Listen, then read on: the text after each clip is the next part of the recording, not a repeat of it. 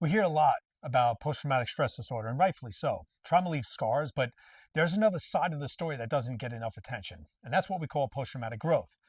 Now, PTG, or post-traumatic growth, is a psychological phenomenon where individuals experience positive transformation following a traumatic or a challenging life event.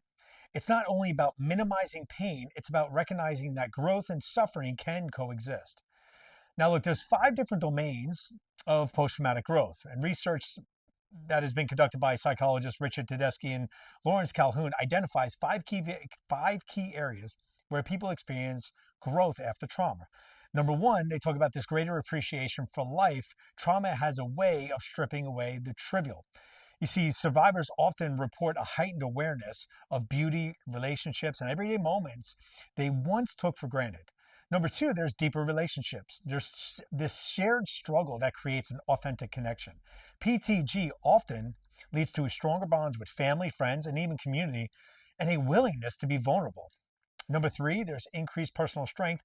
Surviving something you thought would be destroying you also builds resilience. You realize if I made it through that, I can handle what's ahead. Number four, there's new possibilities. Trauma often forces us to let go of old identities, careers, and plans, and in that void, new dreams and opportunities emerge, ones we might have never thought of to pursue otherwise. And then finally, number five, there's the spiritual development. Crisis drives us to ask the big question: why am I here? What do I believe? Who is God in the midst of this? For many, trauma becomes the birthplace of deeper faith. Now, there's biblical foundations for post-traumatic growth, and the concept of growth through suffering isn't new. It's a deep biblical understanding. Romans 5:3-5 says, "Not only so, but we also glory in the sufferings because we know that suffering produces perseverance. Perseverance, character, and character, hope. And hope does not put us to shame." James 1:2-4, "Consider it pure joy, my brothers and sisters, whenever you face trials of many kinds, because you know that the testing of your faith produces perseverance.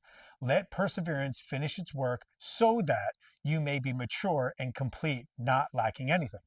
2 Corinthians 1:3-4, "Praise be to God and Father of our Lord Jesus Christ, the Father of compassion and the God of all comfort, who confronts us in all our troubles, so that we can confront those in any trouble with the comfort we ourselves receive from God." You see, my story from military to ministry, my transition from military to ministry wasn't smooth. I carried wounds, some visible, many invisible. The discipline of military life gave me structure, but the pain of transition gave me purpose. I learned that resilience isn't about the absence of struggle, it's what you build in the middle of it. Now, post-traumatic growth didn't erase my trauma, but it transformed how I saw it. My pain became my platform. My mess became my message. And how I cultivated that trauma through growth wasn't automatic. It required intentionality. And here's how I fostered it. I acknowledged that the pain, I didn't rush through it. I grieved what I lost, and I healed with honesty. I had to find meaning in the struggle, and I had to ask the question, what is this teaching me? How is God shaping me through this? I also had to connect with others. Isolation breeds despair, but community fostered hope.